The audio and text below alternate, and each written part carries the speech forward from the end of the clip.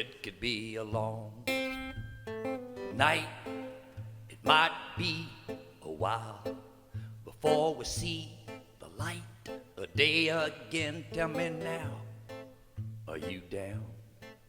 Are you down to do this thing? How deep is your faith? How strong's your belief? 'Cause it could be a long night. I mean, this could really knock some time off your clock. You know what I'm saying? I'm not playing. I like a melting candle of pain. You're gonna need to burn away every little thing that no longer matters, 'cause this could be a long night. I'm talking about our dignity. I'm talking about our safety. Well, these are illusions, as you will see, long before we ever see the light. Everything you ever cared about, all the things you thought you'd never doubt, all of this will be driven out, and it could be a long night. It's a leviathan of authoritarianism that we now face, my friends. There will be clouds of foreign entanglements and reams of alternative facts. Executive orders will be issued to round up the opposition, and babies will be ripped from the arms of their mothers along our nation's borders. And going up against this takes courage, physical and spiritual courage. So get ready. Man, this could be a long night. I'm talking about our dignity. I'm talking about our safety. Well, these are illusions, as you will see, long before we ever see the light. Everything you ever cared about, all the things you thought you never doubt, all of this will be driven out. Man, and this could be a long night. Yes, this could be a long night. Yes, a mighty long night. Well, you better hold on tight, 'cause this could be a long night.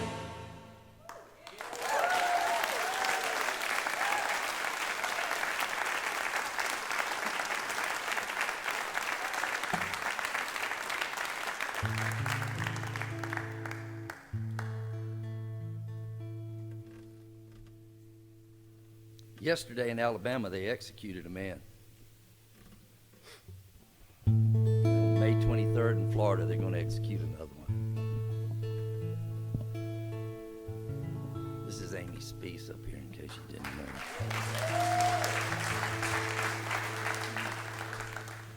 Well, I heard about the hanging this morning, and I rode on into town.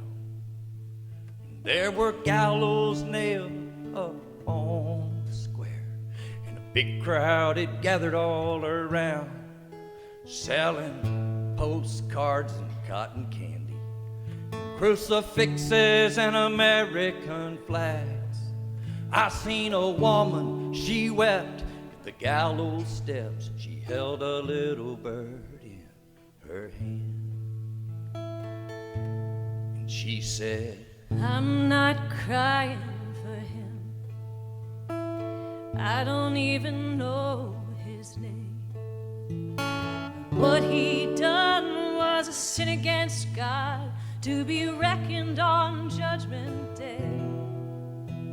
I'm crying for what we've become, still burning our flesh to dust. And I'm not crying over him, I'm crying about us.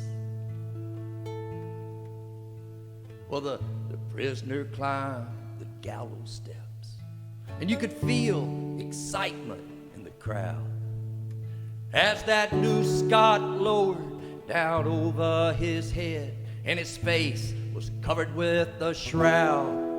And then that woman held her little bird to her breast as the order rang loud and clear. And then I heard a crack as they snapped his neck, and the crowd, it let out a cheer. And she said, I'm not crying for him. No, I don't even know his name. But what he done was a sin against God, to be reckoned on Judgment Day. I'm crying for what we've become, still burning our flesh to dust. And I'm not crying over him, just crying about us. well, they cut him down and they hauled him off. And the people, they all gone home. And the wind blew trash through that empty street where that woman, she stood all alone. And then she knelt down on the gallows steps and she bowed her head to pray. And then she raised her hands above her head, let that little bird fly away. And she said, I'm not crying for him, and I don't even know his name. Oh, and what he done, it was a sin against God, to be reckoned come Judgment Day. But I'm crying for what we've become, still burning our flesh to dust. Oh, and I'm not crying over him, I'm crying about us. Oh, and I'm not crying over him, just crying about us.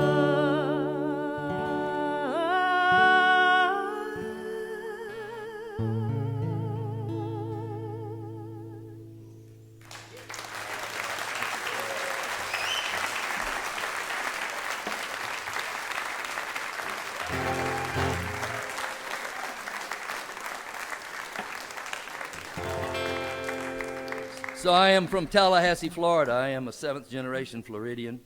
I don't brag about it a lot because I used to brag about it. Then I went back and did some family research. And but I moved back. I was gone. I was out of the country for a number of years, and I lived in Nicaragua, and I moved back in 2006. And in 2007, the economy in Florida began to take a real tanking, and we had a governor who decided he knew how to bolster it up by having a new state song. Our old state song was called, if you've ever been to Florida, you'll get this, it was called The Old Folks at Home, which was kind of a bad marketing idea. And so Jeb, who was pretty smart, smarter than his brother, decided that if we had a new state song that we could play it up north, and a better state song, we could play it up north during the winter and people would come down and start spending money again. So I entered the state song contest in 2007 and I lost.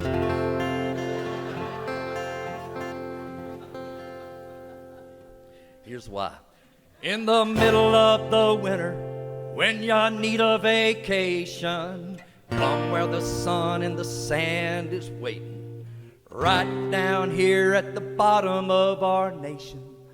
Talking about Florida. Yeah, come on down to the Sunshine State. Bring your money, check out the place. Well, chances are you'll decide to stay. Hell, everybody else does. Well, there's 1,000 new residents coming down every day. They're all moving in and they're buying up the place. They're filling in the swamps to make some more space. And man, we're starting to need it. We got snake farms and alligator wrestlers, more state executions than anywhere but Texas, shuffleboard and wet t-shirt contestants, Man, you gotta see it to believe it. Come on down to the Sunshine State. Bring your money, check out the place. Well, chances are you'll decide to stay. Tell everybody else does. Well, we're #1 in lightning strikes, snake bites, alligator and shark attacks. Got 1 million illegal aliens to sack all our trash. Clean toilets, wash dishes, and cut the grass. I'm telling you, it's heaven. We feature one golf course for every man, woman, and child. We cut down the trees and get to see for miles. Don't it seem like a place you could kick back a while? Well, dude, it don't get no better. So come on down to the Sunshine State. Bring your money, check out the place. Well, chances are you'll decide to stay. Well, everybody else does. We got these federally subsidized sugar plantations. They're bigger and richer than European nations. They own our politicians and hire all the Haitians. It's what you call a sweet deal. Well, everybody thought it was some kind of joke when we said it ain't over till your brother counts the votes. And 10 years later we elected Rick Scott. It's what you call a state steal. Come on down to the Sunshine State. Bring your money, check out the place. Well, chances are you'll decide to stay. Tell everybody else does. Well, our school system rates higher than Mississippi and Louisiana.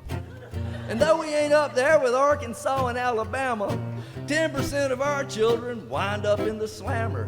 And that's gotta count for something. You see, we ain't got no state income tax because we stick it to all the Yankee tourists to make up for that. It's that keeps us fat, and a lot of fried mullet. Come on down to the Sunshine State. Bring your money, check out the place. Chances are you'll decide to stay. Tell everybody, everybody, everybody else does. Thank y'all so much.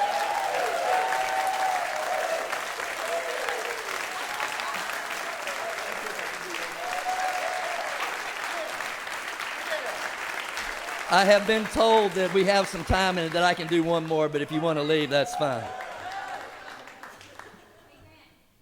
Oh, thank you. I just want to say, I've got my stickers out there. I've got one that says it's hard to start a revolution when your face is 6 feet from your television. They're out there. And then this is my new one. It used to say America First. I crossed that out, and it just says Earth First now. They're right out there if you'd like one of those. I'm going to do a song I didn't write. This will probably be one of the few songs you'll hear this entire weekend that doesn't have a chorus, it doesn't have a refrain, it's just a pure narrative. And it's written by a woman by the name of Michigan. In October, I'm going to be making a record of, it's going to be all women's songs and all women who are friends of mine. And this is going to be one of them that's on there. This is called Market Town. It begins with a little boy riding into a town on a wagon on his daddy's knee to do some business. Well, James went down to the market town, sitting on his daddy's knee, for to sell their cotton and to buy some livestock and to trade that tobacco for coffee and tea. It was market day in the market town on the red clay riverside, and the streets they were filled with strange sights and sounds, and little James, his eyes were open so wide. There were farmers and merchants, and dogs in the dust, and pigs and cattle and horses and harness, sacks of white sugar and tins of molasses and cotton and bales and trees sawed into planks. There was a man, his name was Green. He was in the market town. dressed for business, and he was working the crowd. James and his daddy, they went to see the man's wares in a little yard hidden from all the curious stares. That's where Green, the soul driver, with a whip in his hand, he set his stock to dancing and said, "Hey, don't they look happy?" But even little James could tell the difference in style between a grimace of pain and a smile. There was an old man of 60 with boot black in his hair. They're trying to make him look younger, like there was work left in there. And a woman with 2 daughters, and a girl with 1 son, and James' daddy, his eyes fixed on the little one.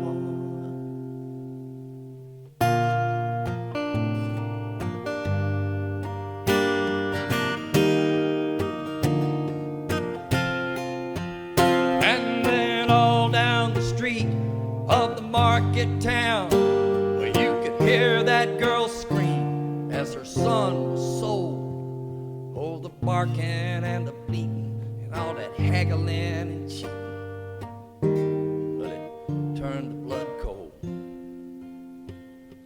But Green plied his whip till his both arms was tired, and James saw the life leave that young woman's eyes. And then he and his daddy, they took their property away, and the scars have not healed to this very day. So take care of what you do here in your market town, with all your oil and barrels and your money stuffed in the banks. You can kick dust over the blood on the ground, but then you're still just whooping people to dance. And even your child will see that. And then you're gonna see what we get.